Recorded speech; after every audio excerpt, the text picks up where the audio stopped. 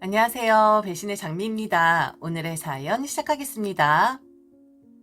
저희 염치 없는 시댁 사람들에 대해 이야기를 좀 할까 합니다. 시어머니, 형님네 내외, 그리고 시동생까지.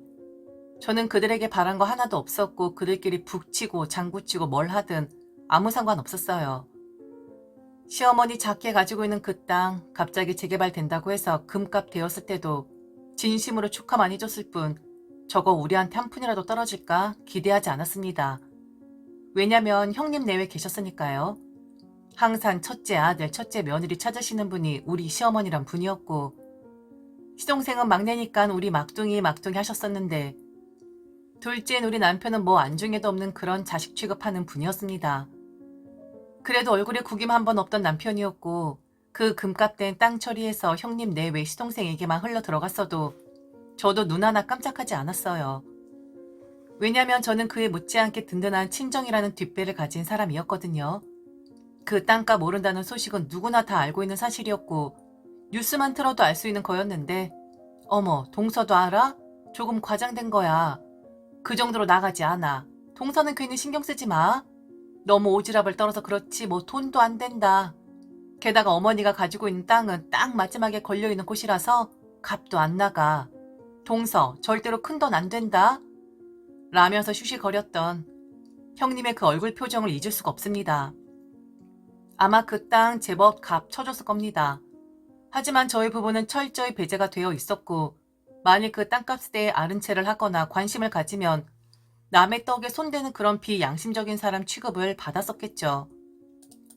아무 관심 없으니 값 잘 받으시라. 그리고 관심 가지는 것이 아니라 TV에서도 연일 떠들어대고 부동산 시장 들썩이는데 모른 척을 하려고 해도 알 수밖에 없었다라고 말을 했었죠. 시어머니의 모든 것은 다 형님 내외로 흘러 들어갔고 그리고 시동생에게로 갔습니다. 그 점을 서운하다 생각하는 게 아니라 그동안 배제를 시키고 혹시나 우리가 알까 봐서 쉬쉬거렸던 사람들이 이제 와서 우리 부부 도움을 청한다는 게 저는 화가 나고 짜증이 나는 겁니다. 그 대단한 땅 팔아서 얼마 나왔는지 몰라요. 그래도 아마 억대는 될 겁니다. 땅값 크기 어느 정도 되는 걸로 알고 있었는데 하도 쉬쉬거려서 정확한 땅 크기는 모릅니다. 그리고 시댁하고는 거의 담 쌓고 살았었기 때문에 가게를 차린 정도 알고 있었고 그 가게에 시동생까지 엮여 있었다는 것 정도만 알고 있습니다. 가게 인테리어 하는데 기본 1억 이상 들었다고 했고 그리고 그 가게 자리를 아예 샀다고 했으니까 대략 그 땅값이 어느 정도였는지는 추정이 되실 듯 합니다. 자리는 매우 좋았어요. 바로 대형 병원 길 건너 바로 앞에 있는 가게였으니까요. 대형 병원이 들어서면 그곳 상권은 적어도 10년은 간다라는 말이 있더군요.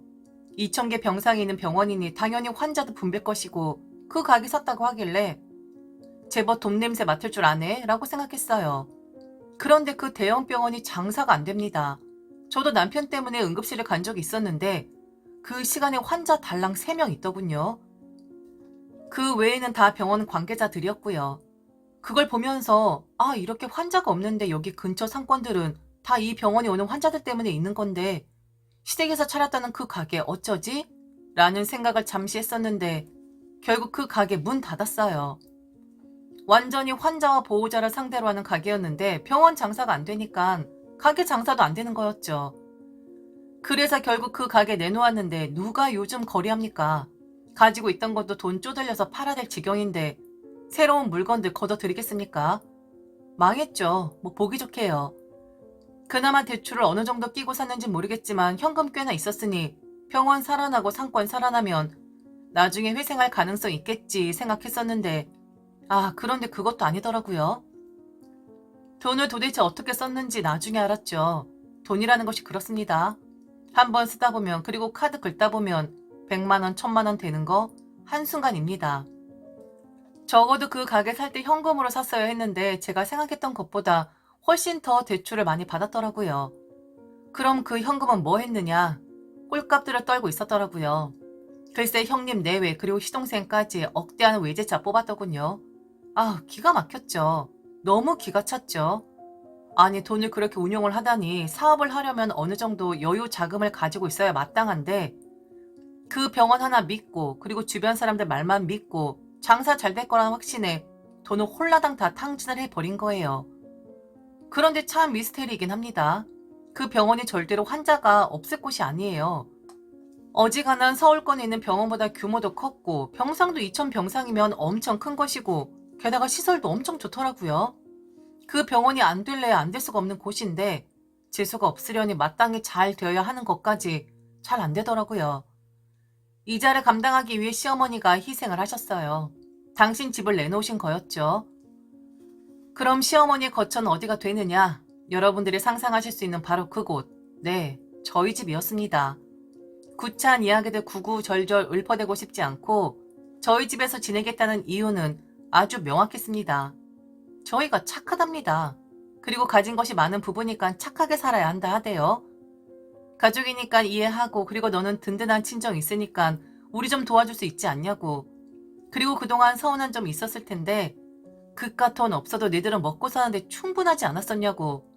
게다가 친정에서 많이 도와주시고 당신께서 나머지 자식들에게 준 것보다 친정에서 훨씬 더 많이 받는데 시댁 것까지 원하면 그건 저희 부부가 너무 욕심 부리는 일이라고 사람들이 생각할 것이다 라고 하는 겁니다.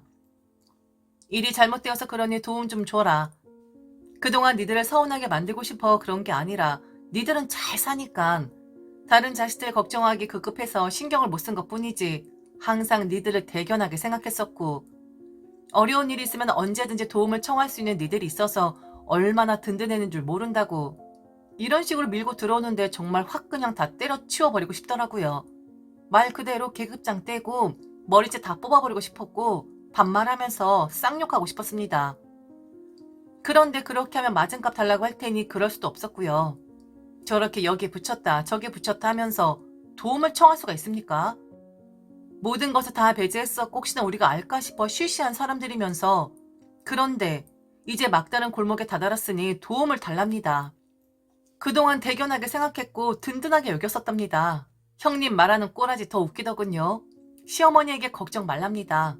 동서는 부유하게 자라고 워낙에 성격이 둥글둥글한 사람이라서 당연히 어머니 모시고 살 거라고. 원래 가난한 사람들이 성격도 못됐고 수지타산 계산하는 법이지 넉넉한 사람들은 그런 거 신경 안 쓴다고. 그래서 부자인 사람들이 더 착한 법이라고 그리 떠들어 대더라고요. 확 그냥 얼굴을 긁어버리고 싶었어요. 어찌나 얄미운 표정을 하고 있던지 저게 사람이 맞나 싶을 정도로 암튼 그리 굴더군요. 동서, 어이없다는 거 알아. 그리고 사람들이 참 염치 없다라고 생각하는 것도 알아. 그런데 상황이 이렇잖아. 우린 애도 있고 게다가 어머니를 모실 만한 형편이 되질 않아? 계속 어머니를 모시라는 건 아니야. 어느 정도 안정되고 어머니 집 팔아서 급한 불 끄고서 다시 가게 열면 그땐 동서가 싫다고 해도 우리가 다시 모셔갈 거야. 그때까지만 동서가 어머니 좀 책임져줘. 어려움 부탁하는 거 아니잖아. 그리고 며느리면 당연히 시어머니 모실 상황 오기도 하고. 같은 며느리로서 우리 어느 정도 감은 잡고 있었잖아. 내가 되든 동서가 되든 어머니 모셔야 하는 상황 언젠간 닥칠 거라는 거. 그게 조금 일찍 온 것이고 내가 아니라 동서가 조금 먼저 모시는 거라고 생각하면 돼. 욕심 많고 자기만 아는 놀부가 될래? 아니면 욕심 없고 너른 마음 가지고 있는 흥부가 될래? 결국엔 흥부가 승자잖아. 그리고 동서 착하잖아. 우리는 동서 착한 거 너무 잘 알아. 어머니 걱정 마세요. 동서가 알아서 잘 해드릴 거예요. 호호호 쳐 웃더라고요. 지만 아는 형님은 분위기 파악도 안 되었나 봅니다. 분명 똥 씹은 얼굴 하고 있는 저 눈앞에 있는데 저런 소리를 짓거리는 거 보면요. 시어머니를 모시는 게 싫어서가 아닙니다. 저는 받은 만큼 돌려줘야 하는 사람이라고 생각하고 만일 평범한 시댁이고 시어머니고 형님이었다면 어려운 상황이고 저희가 형편되면 당연히 모셨을 겁니다. 한 사람 더 드린다고 가게 기우는 거 아니잖아요. 그리고 시어머니도 사람인데 아무리 며느리 시어머니 사이라고 한들 뭐 견디지 못할 일이 뭐가 있겠습니까? 그런데 저들은 저런 거 요구하면 안 되는 사람들이었어요. 지들이 힘들어지든 말든 지들이 알아서 해결했어야 했고 그동안 자기들이 우리 부부를 배제한 것처럼 또한 자기들 상황 어려워졌어도 저희 부부에게 도움을 요청하는 따위 배제했어야 했습니다. 그게 마땅한 거지 지금 와서 가족 찾고 착한 사람들 찾고 대견했다고 칭찬해봤자 염치 없는 것들이라고밖에 생각 안 듭니다. 당연한 거 아니겠습니까? 그리고 하나 더 말씀드리면 저는 그렇게 착한 사람이 아니에요. 나한테 도움 한번 준 적 없고 지들 배만 채우고 혹시나 저것들이 뭐 하나라도 가져갈까 싶어 쉬쉬거렸던 사람들에게 아량 베풀 만큼 그리 선한 사람이 아닙니다. 절대로 아니죠. 형님, 그 입 닫으세요. 저 정말 손 나갑니다. 한마디만 더 하시면요. 뭐 염치가 없네, 양심이 없네 라는 말 해도 못 알아들으실 양반들이니 그런 말들은 애초에 집어치울게요. 저는 흥부될 생각 없어요. 능력도 없는 게 애새끼만 줄줄이 낳고 게다가 너무 착하게 산 나머지 식구들 고생만 죽어라 시킨 그런 캐릭터인데 제가 왜 흥부라고 시켰습니까? 저는 놀부할게요. 빌부는 자기 동생 내보내고 그래도 빌붙어서 주걱으로 싸대기 쳐내리는 그런 놀부 부부 된다고요. 그러게 주제에 좀 맞게끔 하지 그랬어요. 지금 그 형편에 외제차가 말이나 됩니까? 그 외제차 처분할 생각을 해야지 노인의 집을 홀라당 해먹을 생각을 해요? 참 아주 눈물겨운 가족들이네. 저 지금 어머니 편 들어드리는 거 아니에요.